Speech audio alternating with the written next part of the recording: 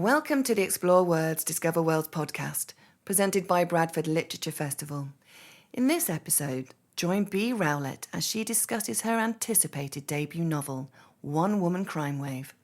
In this fast-paced, witty and scalpel-sharp debut, Rowlatt draws inspiration from J.B. Priestley's An Inspector Calls, examines the limits of what money can buy and how easily the fragile web of middle-class privilege can be torn. Recorded live at the 2024 Bradford Literature Festival, this cleverly crafted narrative, which blends humour with poignant social commentary, will entertain as much as it enlightens.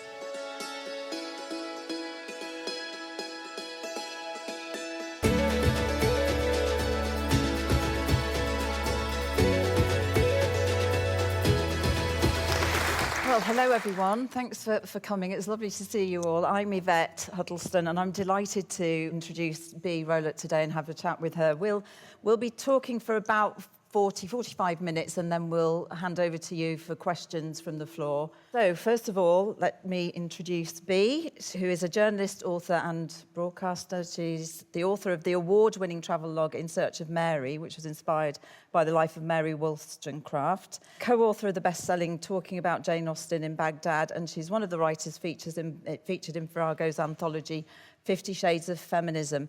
She chaired the Mary on the Green campaign to memorialise Mary Wollstonecraft, and there's a whole story around that. Yeah. And she's the founding trustee of the human rights education charity, the Wollstonecraft Society. She was a journalist and producer with BBC World Service, and she's written for the BBC, The Telegraph, The Times, Guardian and the Daily Mail, amongst other publications. And she programmes events for the British Library, so very busy. And in amongst all that, she's written her debut novel, One Woman Crime Wave, which we'll be talking about today, which is a brilliant book. And that was published in April, I think, wasn't it, this year? And it's already received very positive reviews, deservedly. It's been described as a vivid invitation to ponder questions of privilege, inequality and familial love, a witty and heartrending read that masterfully blends humour with poignant social commentary, and a deft tragicomedy of middle-class bad manners. So let's start, Bee, if we could, with what prompted you to write the novel and what inspired you to, because I think there's a connection, isn't there, with J.B. Priestley, who's obviously quite big around these parts. Yes, so there's a very strong local connection. I'm from Yorkshire originally myself as well, but from York. But as a kid, obviously, like everyone else, I studied An Inspector Calls, and my kids have studied that too. And it's the one that everybody knows. I know he was very prolific and wrote very much more than that, but it's sort of very democratically accessible as a piece of work. And I think it stands the test of time. I think it's an extraordinary piece of quite devastating social commentary. I was deeply inspired by that. I wanted to write something that spoke to those same themes of communities sliding apart. And what is it? What is it that binds a community? And middle-class bad behaviour, selfishness and privilege and entitlement, and where in its excesses that can end up, and the damage that people can kind of thoughtlessly cause in other people's lives. So without sounding too kind of preachy, I wanted to pick up on those themes. However, I mean, I'm sure I don't need to tell anybody here about the plot of An Inspector Calls, but, it's an upper middle class family, the Burlings, who each independently in their own separate ways wreak destruction on the life of a young working class woman who's called Eva Smith. But she doesn't have a voice, and she actually doesn't have a presence. And I wanted to create a character with a lot of presence. And so my main protagonist is a 15-year-old girl called Ashleigh. This book is essentially a very turbulent episode in her life. Yeah, so she's a fantastic character. She's bright, she's charming, she's resourceful, and we have to be very careful not to give too many spoilers away, but she's a favourite babysitter amongst those comfortably middle-class, well-off, privileged people in her neighbourhood in London. But she has her own agenda, doesn't she? But so we don't follow that too far, but where did she come from, apart from obviously the Ava Smith parallels? Where else? Well, there's a couple of things. So, and again, I don't want to incriminate myself, but I was a babysitter. I was a teenage girl who babysat, and I was terribly nosy. And I confess that I did peek through people's things. I'm not proud at all to say. I also have a number of teenage daughters, 3. One of them's just on the front row there, no longer a teenager. But there's something immensely powerful about that teenage girl energy you have in the same physical space, incandescent rage and contempt and fury, and then also an extraordinary vulnerability. And this kind of winds together into it. If anyone's been a teenage girl or loved a teenage girl, you might recognise those qualities. And I found that particular state of being to be very fascinating, and I wanted to explore that more. I was so angry when I was a teenage girl, you could have powered a small city off me. I remember the rage like it was lightning coming out of my fingertips, and I've remembered that, and that's what powers Ashleigh. Yes. She also has that dawning sensation. So we go with her on this journey of discovery. She's gradually realising how inequality manifests in her life. She's beginning to see it without even consciously knowing, but that's what's beneath it all. I wonder, actually, do you think this might be a good time just to do a little taste of... Yes. Yeah, because you've mentioned that, Yes. that interesting combination of kind of vulnerability and power. Yeah. I think this yes. small So clip this illustrates that this is quite well. very early on, and Ashleigh's come to babysit in a house, which incidentally used to be divided into flats, and she lived in the top flat with her dad. She's got a single dad and a younger sister, and they lived in the top flat. But it was sold to gentrification. It was made into a house, and the couple that live there now and their baby are one of the other main characters. So Tara. And they are sort of typical middle-class North London media people in houses with big windows. So this is their first encounter. So Ashleigh's back in this house that she actually lived in, and she's itching to get started on the bad behaviour that she does. But obviously first the parents have to leave, and the parents are doing that flapping around thing. You know when you're trying to get out of the house and you're just trying to hand over and you just want to go, and they're kind of going, oh, instructions. So this is now Ashleigh. The other thing parents did was send a text once they were finally on their way, basically so they didn't feel guilty about leaving their kids with a complete stranger. It helped the parents feel like they were still in control. It usually went something like, if he wakes up, spare milk in fridge, smiley face, back around 11. And Ashleigh would always send a prompt and reassuring reply. And then came that surge of the most powerful joy, because they were not in control. Yeah.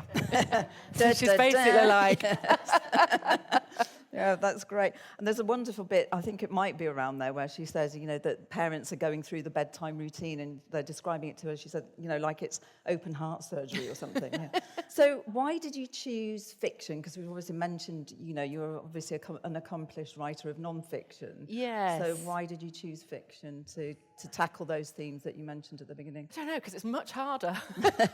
It is much harder. Fiction gives you the freedom to take the same themes and sort of do more with them. So my background's journalism, so I was used to only doing things that were actually true, and that initially was quite inhibiting. I found it quite sort of paralysing to have so much freedom. But I'm going to quote the mighty Demon Copperhead, Barbara Kingsolver. Barbara Kingsolver, brilliant writer, and her thesis is that fiction creates empathy. And I think the power of storytelling and fiction is that it can take you inside another person's life. And you can't do that. But if I just present you with some things that aren't fair, you'll probably, because you're nice people, just go, oh, that's not fair. Oh, dear, that sounds awful. But if I take you on a story that really shows somebody kind of being crushed by this unfairness, and you go through that with her, it's so much more poignant. And particularly in today's society, and particularly with social media, we're sort of always being led in a direction of kind of rage and anger and speedy judgments. And so I actually think that reading fiction is one of the most civilized things a human being can do. It's an act of humanity because you're placing yourself inside another human being's experience. I think that's amazing. Yeah, and walking in their shoes. Yes. Is it? Yes, absolutely. We don't do enough of that. No. So were there, it sounds as though, to start with, it was slightly daunting, but then you don't have to do fact checking. Yeah.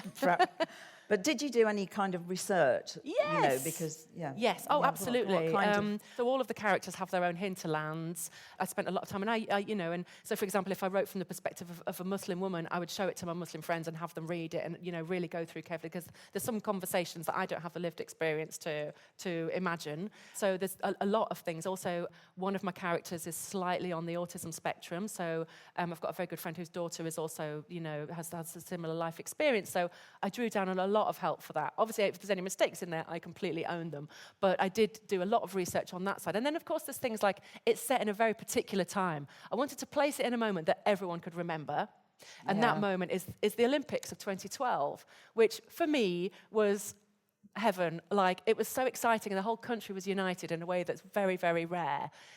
Usually somebody important has to die before people kind of come together and publicly unite like that. And somebody quoted, I don't know who it was, but somebody said it was the year that the whole world wanted to snog Britain. Everyone loved us, you know, we could wave the flags, and it was just like, yeah, this is amazing. This, you know, it was a moment of sort of peak cultural unity. Yeah. So I set it then for a very particular reason, to sort of embrace that, but also to show that there are, you know, the beginnings of sliding away, of rising inequality and lacking social cohesion.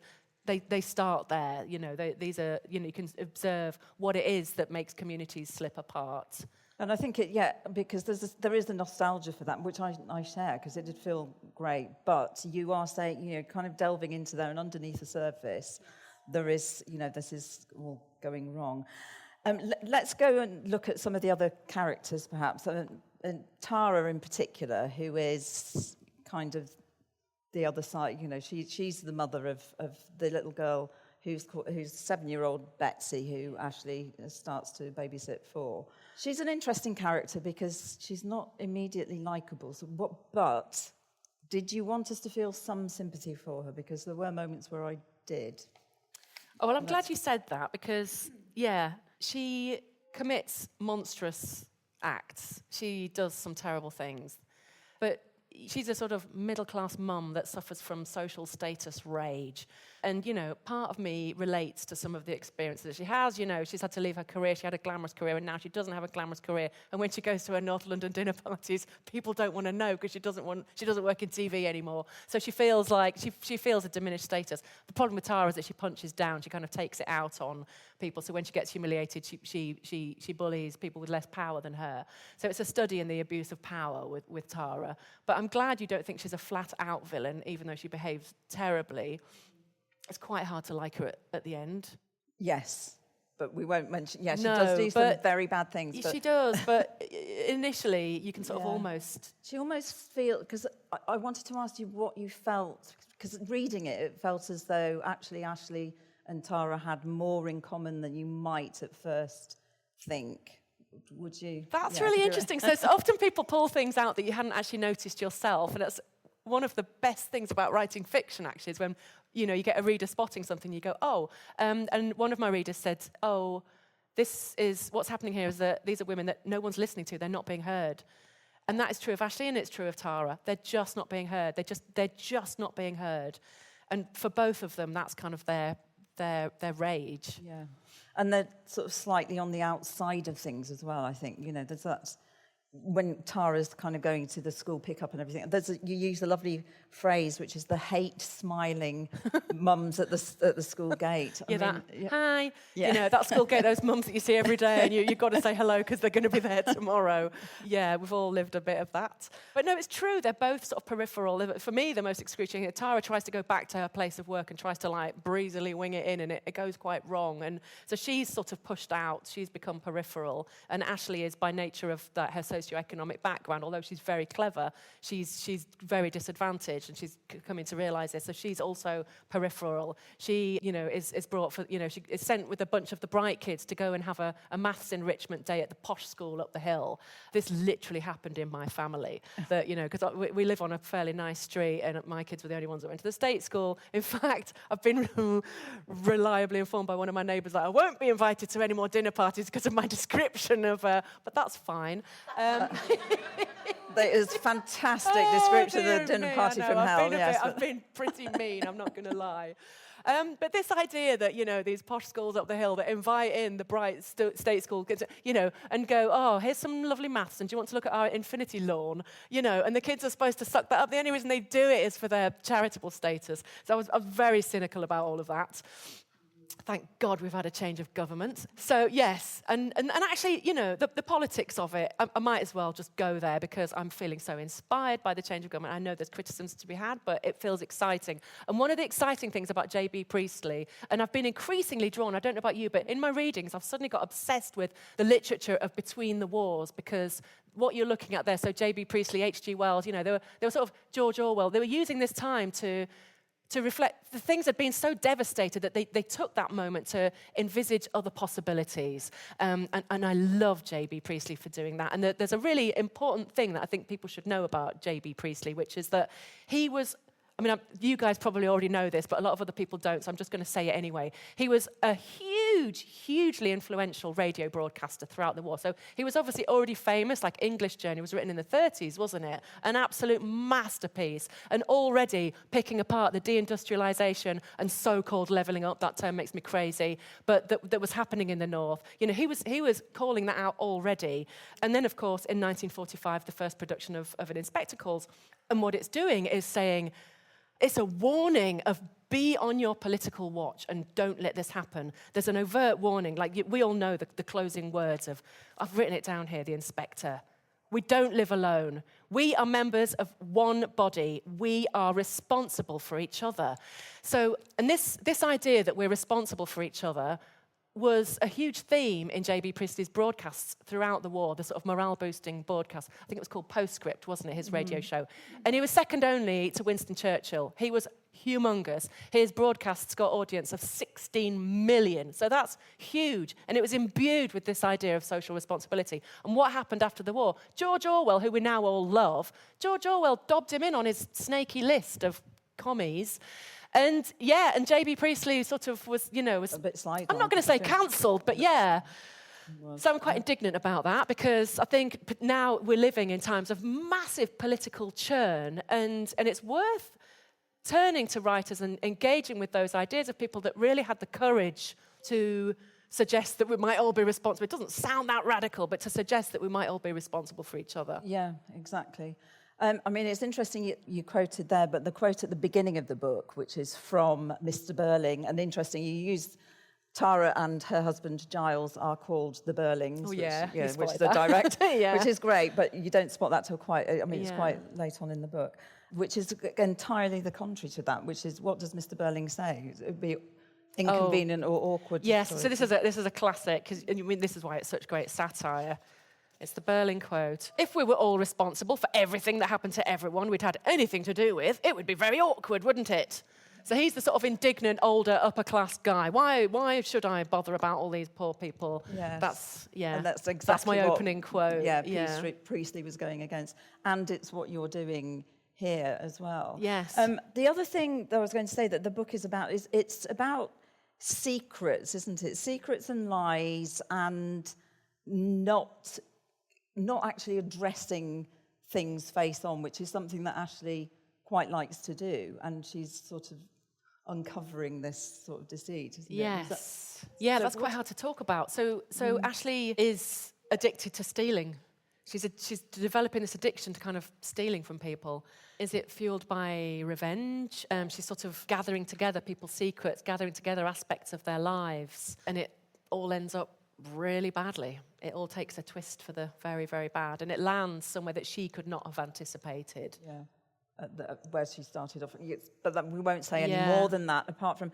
So what I just wanted you to kind of allude to that, just so I could say that, with what you do is very deftly imbue all that with this kind of humour. It is quite a dark story in some respects. So were you conscious of that when you were writing and making, or how did, Yes, but I'm also conscious of the fact that you've got to be funny. I think the best way to be political is to make it very accessible, make it funny, people have to want to read it. So if I just go out and start shouting at people, this is really not fair, no one wants to, that's just not comfortable. Although, to be fair, that's exactly what Mary Wollstonecraft did, and I absolutely love her. But anyway, side note. I think, sophisticated readers will know what you're doing if you're too blunt with it. So it comes with a lot of characterization, lots of things going on, and quite a lot of humour. So can we just look at some of the other characters as well, because there's some interesting people in there. So you alluded to doing research about, being a Muslim woman. So there's this character, Samina. Can you tell us about her? Because she really, she's a really interesting character. So Samina is another, she's the sort of counterbalance to Ashleigh. So she's a young woman who's struggling really hard to make her way, but she doesn't have, she's very much more sort of complete than Ashleigh. She's confident, she knows she'll make it, even though some terrible obstacles come her way. So she's kind of like the positive to Ashleigh's negative. She's a wonderful person. She's sort of based very closely on two people that have been quite important to me, both Muslim women, both in very different ways, but both of whom had sort of a refugee background. So she has that sort of amazing tenacity of just hitting the ground running, and working really hard, studying really hard. She's a human rights lawyer. She believes in the law. She believes in justice. She's a wonderful character. I really love her. I get quite emotional when I think about my characters because I kind of want them to be okay. But you do describe them so well. I felt very invested, particularly with Samina. Oh, good. Yeah. Well. And then the other thing, so this was, again, you asked me about like why it's fiction. So I was raised by a single mum. So I thought, why not? So two of the characters were raised by single dads, which is really unusual. And that was something I actually didn't research. I just imagined what must it be like. And I didn't ask any single dads at all. But just the possibility of being able to look at that really intrigued me. Being a parent is so hard. It's so hard. And I did like the way you made that connection, because Samina's father is widowed. Yes. And then Ashleigh's father. Yeah, Ludi. Ludi is also. Yes. So let's talk about Ludi then. Yeah, Ludi. Yeah, so because he is somebody who's really trying. He works as a plumber. He's trying to do his best, looking after his two daughters. Where did he come from? So Ludi is, again, sort of interesting patchworks of people from my own life, and then just sort of imagining it forward. But it was quite tricky because he lives with this incredibly clever teenage girl who just runs rings around him, and he's not very articulate. So it was actually quite hard to write. It's quite hard to write someone that's not very verbal. So Ludi's sentences are really short, and he's just like gets stuck in a circle. He can't quite get himself out of it. He essentially, without giving too much away, is made aware of the amount of trouble that Ashleigh's in, and he wants to try and fix it. And he tries to fix it, and it's probably not the best way of fixing it, but he just wants to do his best. And he's really put upon. And there's some lovely observations, obviously, where he's saying he wants to fix things, and like every parent, and anyone who's a parent here would think that it was easy when she was little. Yeah, it's so easy. But this is quite a complicated scenario. Yes, that actual bridging moment in a parenting life when you can't fix everything, and the nostalgia for being able to just scoop them up and just kiss the top of the head and completely protect them, you lose that amazing power. So he's powerless. He's powerless in his life anyway. He's not a powerful person, and he struggles to try and help Ashleigh out of this horrendous fix that she's got herself into. And it's great just talking a bit more about parenting, how you contrast that, those two fathers, and then the kind of parenting that the middle class which is basically throw a lot of money at it, but not actually much. It's worse than that. It's worse than that. I can't help thinking that middle-class parents are, I probably am one, but like among the worst influences on communities and society. I think particularly the more you pay and the more you try and privilege your own children without realising that ultimately it does come at a cost. It just, so what did someone describe it as? The educational arms race of people just tutoring their kids. This genuinely is. Someone at the dinner party says, the new form of tutoring is to tutor them to seem untutored. That's real. That's actually true. That's what's happening for the private school kids to get their way into Oxbridge. You have to kind of be all like, this just I don't know. And they teach you to kind of act like you're not tutored. the way that it's rigged, the privilege that parents can buy, and then how they sort of compete with each other is not only shocking, but it's very real. Yeah, it is. It's all that competitive. I mean, that was one moment where I felt sympathy for Tara, is when on the way to the dinner party she was going, please, let's not talk about schools. Please, please. I'll even talk about house prices, but not schools. Not schools. And of course, that's what happens. Yeah. Because it's all competitive. Oh, our oldest got a scholarship. Yeah, all of that. So then there's another one character I wanted to look at as well, which is Holly. So she is she's a single mum, and she's from the north. She doesn't have the right kind of accent, and she works in the children's social care unit. Yes. So tell us a bit more about her, because... So Holly's a social worker, and she's the sort of important key that manages to unlock not only what Ashleigh's actually up to, she's the one that makes the discoveries and connects everyone together, but she's also the one that tries to limit the danger then that Ashleigh's subsequently placed in. She's a very empathetic character. She's one of the people in the book that thinks about how the other people in the book feels and really cares about it. She's a very important glue amongst the characters. She's a very special person to me. So that's nice. When you get your community, I've called them a community of characters, how does that feel, how did you just let's go back to the actual process of writing the book. It's really interesting because you get them, and of course, I'm a bit embarrassed to say this, but this thing took me 10 years to write. It took me ages. I know it's a bit embarrassing, but one of the good things about that, well, there are many bad things about it, but let's ignore those. But one of the good things about it is that as a writer, you experiment with so many different scenarios. There was a phase at which, and it took a while to get published as well, and a few early feedbacks I got were, it needs to go darker, darker, darker, darker. You can't be crime unless there's a dead body. And I was like, ooh.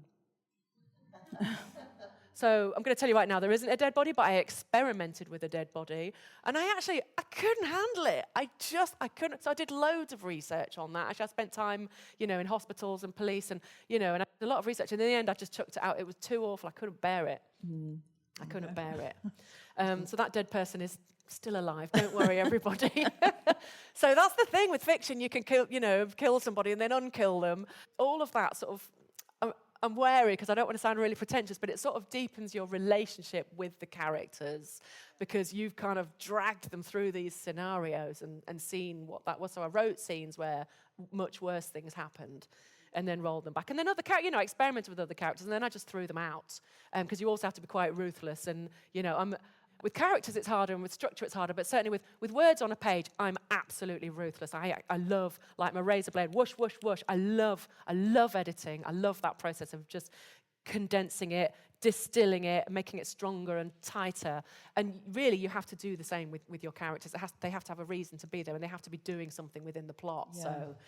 But that's which is great, because you can tell that it's very, very sharp.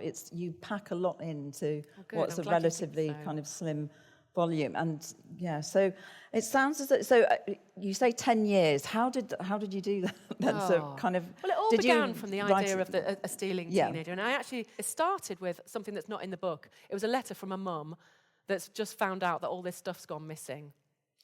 And she writes this letter saying, Ashleigh, my kids absolutely adore you. We all loved you, but the things that you've taken are irreplaceable. And then she lists what all the things were, and it's quite moving. Things, from your grandparents, what have you. Anyway, that isn't in it, but I remember doing that as an exercise, as a writing exercise, and that sort of spurred me into developing the characters and the characters that are connected to her, and also thinking, what would push you to that extreme? What is it that makes her go that far? And I feel that I can kind of understand why she does. Because, she does have a very troubled background and there is a certain degree of trauma, childhood trauma in her background, which gradually comes out. Did you write a kind of in bursts of big bursts. Productivity. So, well, that's the thing, I've got full-time work and I've got quite a few kids. And so, I'd either go away and do it intensively for sort of, and I'd just sit and write going for, 10 hours, or I'll do early sessions of a couple of hours. You get different things from different ways of doing your writing. So you can't really do a deep dive where, if you're only going to do a couple of hours or snatch a break here or there. So occasionally you've just got to retreat and spend a lot of time and do a deep dive. But there's a lot you can get done. So one of the things structurally I did was I would unpick each character and they'd have their own document. I'd just spend a lot of time in Ludi, and in the character of Ludi, and be thinking about the way that he speaks and thinking about the things that he does and thinking about the music that he would play in his van when he's going to his job, those things, and how sort of he's quite awkward and shy, so I'd sort of spend a bit of time working in that, because when you weave it all together into an over document, there's so much there, it can be a bit overwhelming. So it's quite helpful to unpick them, particularly if you've got limited time. I don't know if you're all working on novels and you've probably got your own ways of doing it, but, taking your character out and letting them have their own space, found that quite useful. And it also, that could work in my compartmentalised way of writing. Yeah. And so when did you decide that you had like a first draft, and how can you... Probably about 5 years ago. Right. Took it to my agent. Actually, I've got a brilliant agent, and he just kept sending it back. He's very gentle and patient, but he kept sending it back, going, maybe. So it came back probably, I had to do probably 10 or 12 more drafts from me thinking it was ready. So it clearly wasn't. So it was great to have a very patient, but a very relentless. He was quite relentless, actually, the agent. That's not actually an agent's job, generally speaking. That's the editor wants you. Yeah. But he's, he really, he loved the characters, and he sort of kept. So we'd sort of between us keep going back, particularly to the structure, and figuring out the ending and how it's going to resolve. Endings are so hard as well. Endings are really hard. So the ending took a long time. Yeah. That took a long time to come. And then it took a long time to get published as well. It's not easy. Even if you've been published before, it's not easy. There's not a guarantee. They're not just going to roll out the red carpet for you, no. Yeah. Okay. So how long did it take then to get published, these books? Well, so quite a few years. Yeah. I'd say probably 2 or 3, 4, maybe 5 years. Yeah. Well, I wasn't really ready then. So, yeah, seriously, I'd say maybe 2 years. Right. Properly sending the draft out and following it up and all of that. And so overall, it sounds as though it's been an enjoyable experience. Do you think, would you do fiction again? Oh, God, it's too soon. It's too soon, because it's quite raw. It's quite exposing. It's, there's a scene where Ashleigh rummages through someone's underwear drawer. And, when someone reads your novel, it feels a little bit like that. My mother-in-law read it. She took it home, and then I got a text the next day going, "It's rather uncomfortable." And I was like, oh, now I feel uncomfortable. I don't know. Do I want to write another book? I don't actually have... I'm much more comfortable in non-fiction because, when you've got a real thing and it's real and you can just go chat, chat, chat, and these are the facts, it's dead easy to do. And when you've got a work of fiction, you kind of think, well, who really cares what I've made up? That's my problem. It's kind of like a confidence thing. Mm-hmm. But once I was committed to this idea and the characters in it, it was kind of inside me scratching to get out, and I just had no rest until it comes. So I had to write it. Mm. And I think most writers feel that way. In the end, it's like, I can't remember, was it Mark Twain? It's a fight to the death. One of us is going to, so this book has to exist. Yeah. And so when I get that feeling again, that'll be the time that the next book comes. Okay. But this one was very much at that point. Right. I just had to write it. Right. I think we could take a few questions. Hi, Bee. Thank you. I really enjoyed the book. It was a real page turner, and like Yvonne was saying, the characters really came alive individually in their own right. But going back to that, it took 10 years to. It really takes. I suppose it took probably 5 years. But I was just wondering, you set it in the backdrop of the Olympics, which it's such a fantastic time to go to London. It's such high energy. You could feel it. How did you keep that energy over the time that it's taken you? And did the subsequent years influence your writing as well? They must have done. So do you mean, like, how did I stay in that happy 2012 bubble? Yeah. Yes. See, I wanted to do that, but I wanted also to, like, inhabit it with a bit of gloom that maybe things are going to go wrong, and maybe this is why. Maybe we need to look at these big rupture points or high points in our cultural landscape, in our history, and look, you can always be thinking about the what ifs and the counterfactual universes, but what would have maintained that sort of unity, that sense of community spirit, and what mitigated against it? So I'm going to think directly. There's a direct line to Brexit, which really divided communities and was so destructive on both sides. So many people have sort of suffered, just interpersonal relationships, and people just felt torn adrift, torn asunder. So yes, I suppose in a sense I was writing it with hindsight. What you're talking about is the use of hindsight. So I was writing in that happy bubble, but with the knowledge that there was a whole lot of badness to come. But that's exactly what J.B. Priestley does. So J.B. Priestley wrote an In Spectacles, well, it came out in 1945. So he's looking back. He's just come through a catastrophic World War, and he fought in the First World War. And he sets In Spectacles just before the First World War. And the older generation of Burlings are all going, well, it'll be fine. Rah, rah, rah. Why should we care about other people? That's what the warning is at the end. He's saying, you really have to care about people. Because the next line, sorry, will you indulge me? Can I read another line of J.B. Priestley? Line, we don't live alone. We're members of one body. We're responsible for each other. And I'll tell you that the time will come when if men will not learn that lesson, then they will be taught it in fire and blood and anguish. Good night. And then the inspector leaves the stage, right? And at that point, you're supposed to go, oh, right? It gives me chills. You're supposed to go, he's talking about the war, right? You guys better wake up. I mean, I can't say mine is that kind of prophetic. I mean, it's not prophetic in the sense of a terrible thing's about to happen. But what my book does is terrible things in people's own lives, like small terrible things that would never make it onto the news. I mean, is it even a crime novel? The crimes are small, but they mean a huge amount to the people. They're social crimes.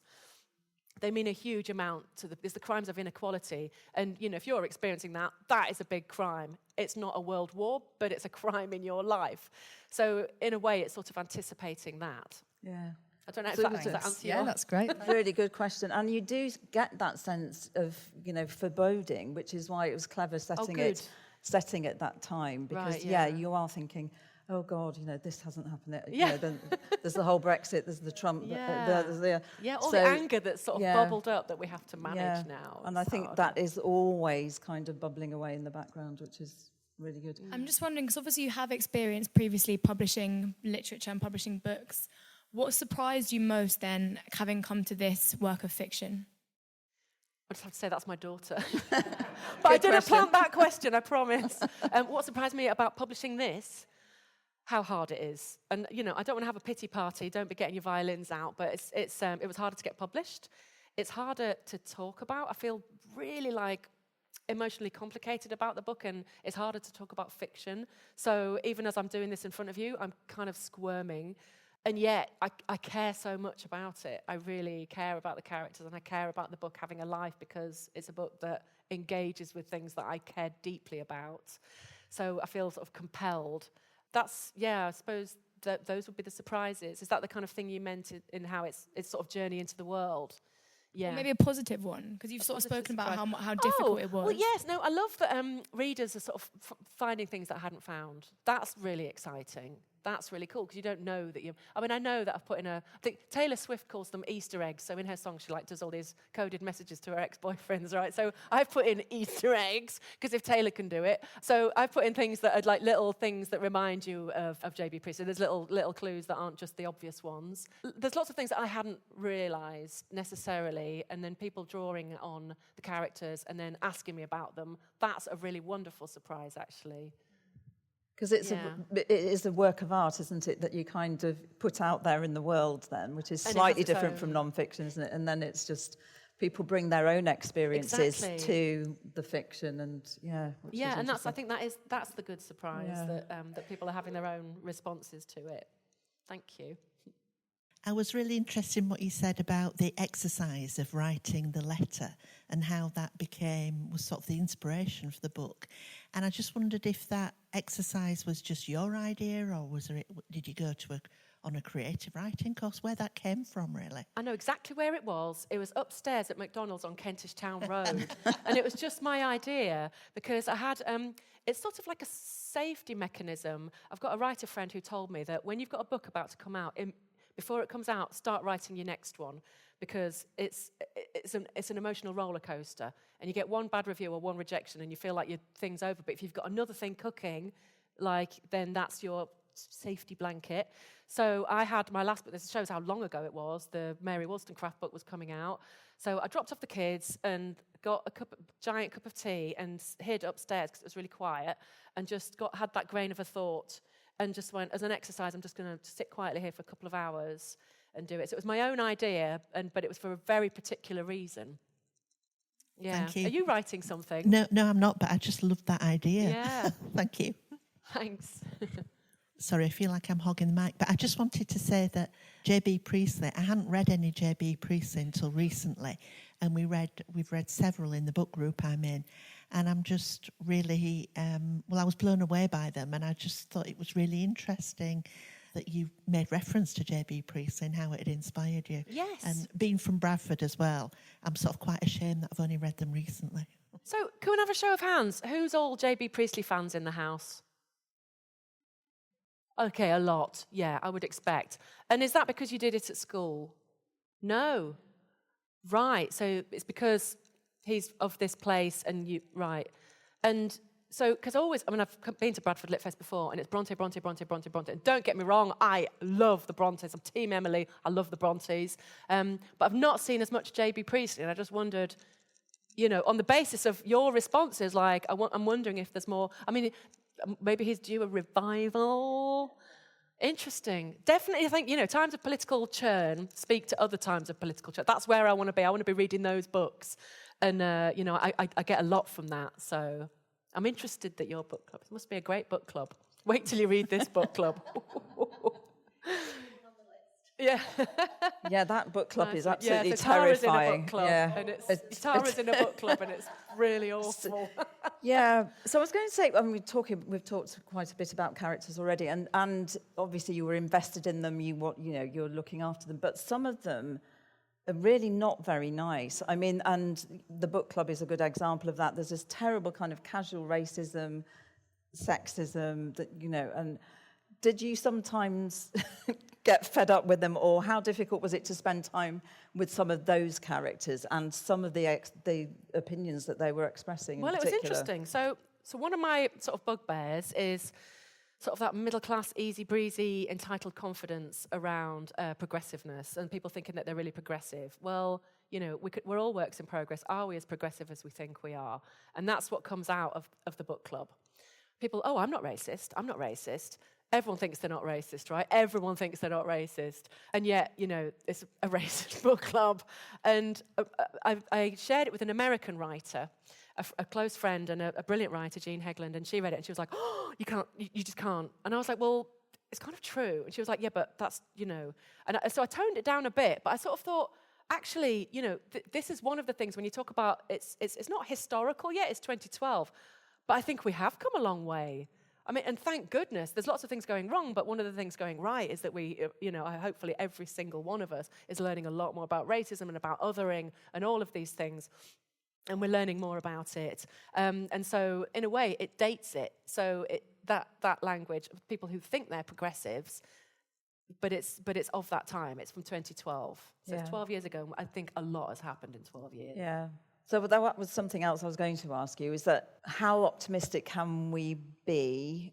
And also just coming back to Priestley as well, because he was making a statement, but he was presumably feeling quite optimistic because, the Labour landslide had just happened. Yes. Yes, dramatic foreshadowing. Yeah. So yes, he was feeling very optimistic. So, as J.B. Priestley's writing and radio broadcasts that I mentioned informed and influenced the creation of the welfare state. So he could pretty much claim to have been an important role in the creation of the welfare state, which is the pride of the world. Here we are. Having had, I don't want to get too party political about it, but the welfare state is not, it's really from so many different directions, under so many stresses and strains. And it's worth thinking about the sacrifices that people made to bring that into existence. Do you only get something like a welfare state or, a national health service after a huge war when everything's smashed? Is that what it takes? If you look back, that would suggest... the only reason we've got council housing in my bit of London is because bombs landed and they went, we'll build flats then between these posh houses. Is that what it takes? So I think, it causes us to reflect. Yeah. As for optimism, I'm just chronically optimistic. Can't help it. And I love it. And I hope some optimism comes through this. It's not all just miserable, political gloom and rage. I'm a very optimistic person, and the characters in it, and particularly the ones that Samina's very optimistic. Ashleigh, she'll get there. But I think overall, the direction of travel is one of optimism because human beings are amazing, actually.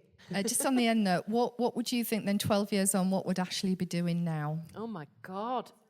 So 12 years, so she's 15, so in 12 years on, she'll be 27. She could be...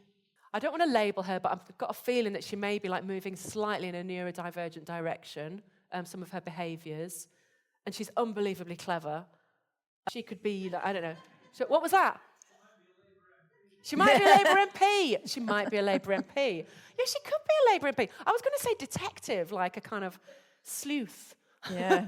Because she enjoys she has this like spicy relationship with Sherlock, you know, and she's like, oh, get out of town, Sherlock. You know, she's like when she's going through people's... So she enjoys that. She enjoys the chase. But yeah, I think as part of her mature emotional awakening, yeah, so Samina, I think, is becoming a role model to her throughout the book, and she probably will move in that direction. But yeah I'm glad you... Yeah. Sorry? The sequel. Yes, maybe the sequel. I should also say that one of the important influences in her life is her teachers. Yeah. And the experience that she gets at school, because her teachers love her because she's so clever. So knowing that she's good at learning and knowing that she's clever is meaningful to her. Yeah. And so there's definitely some optimism in that. You know, she's really confident with her ability. She can do a GCSE. You know, she's very, very, very clever. Yeah, and she so is I hope she'll succeed. quite supported at school. Yes. But there is that sense that, you know, when she says, why haven't I got all this stuff? That's a really sad moment. Yeah. And she's got so much potential, but it's just the circumstances that she was born into mean that she's not going to have the kind of opportunities, say, that Betsy may have, or some of the other children in that sort of middle-class milieu. I was interested in what you said about being told that it couldn't be a crime novel if it didn't have a murder in it, a dead body in it, rather. And it never occurred to me before that all crime novels do have a dead body in, I think. And just... what it must feel like then, that you're a bit of a trailblazer for not having a dead body? Well, I love that you think I'm a trailblazer. I'm not sure that's true. And it's on a panel with two other women who, one of them's a proper crime writer, Liz Nugent, who, you know, officially in the genre. And the other one's a historian called Shrevedy Basu, and she wrote a book about Arthur Conan Doyle and a case that he took on. So it was like writing about a crime writer. And then mine, which is called One Woman Crime Wave, but I'm interested more in sort of social crime than actual criminal crime. And so we all took a very different... And also, we're all women writers. And so, you know, there is that problem of the genre that it tends to be about women getting chopped up or just horrible things happening to women and girls, which is absolutely not of interest to me at all as a genre. But there are some amazing women crime writers. And, of course, Agatha Christie, the great maestro of them all. So there's a strong tradition of that. But I rather liked the idea of having taken a genre and sort of... Not only is there no dead body, but... there isn't one sort of super heroic sleuth. So Ashleigh thinks that she's a sleuth, but really it's a collaboration between the women that solves the problem at the end. It isn't one genius going, Poirot, it is you, and da, da, da. Yeah. There isn't that reveal. It's more people coming together like a community, like and women are the vectors of information that solve the problem of Ashleigh at the end. So it's a very different way of unravelling the situation. I love that, because that brings us back to Mary Wollstonecraft a bit, doesn't Yes. it? Because I love the fact that you've got that there isn't a kind of sisterhood amongst the Tara's gang, but then there is actually on the other side of things, yes. you know, which, as you say... Which, you know, in the end, is crucial. It's absolutely critical that they form a relationship. Yes, and then that's how good things can happen. So Yes. Okay, I think we're sort of coming to, unless anybody else has got anything to add or ask. Well, thanks for being here. Yes. It's been really a treat to come to Bradford. No, so and, thank you, everybody, for coming. Thank you. Thank you.